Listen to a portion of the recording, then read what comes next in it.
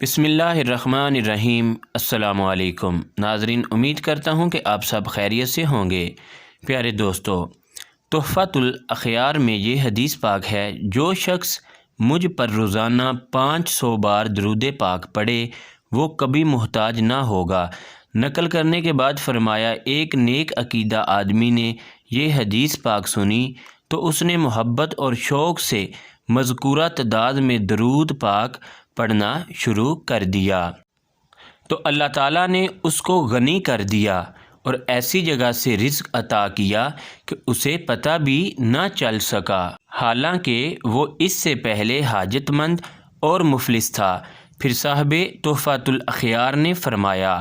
اگر کوئی شخص تعداد مذکورہ میں روزانہ درود پاک پڑھے تو پھر اس کا فقر دور نہ ہو تو یہ اس کی نیت کا فطور ہوگا اور اس کے باطن میں خرابی کی وجہ سے ہے، ورنہ جو شخص درود پاک سے اللہ تعالیٰ کا قرب چاہے وہ کبھی محتاج نہ ہوگا،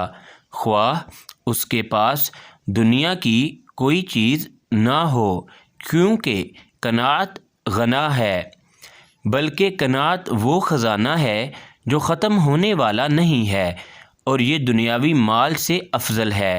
کیونکہ مال ختم ہو جاتا ہے اور قناعت فنا ہونے والی چیز نہیں ہے،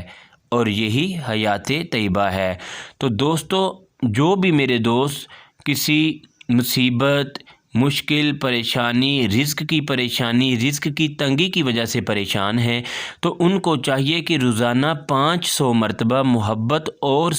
لگن کے ساتھ نبی کریم علیہ الصلاۃ والسلام پر درود پاک کا نذرانہ پیش کریں۔ اس کی برکت سے انشاءاللہ تعالی آپ کے رزق میں اللہ تعالی برکت عطا فرمائے گا۔ آمین۔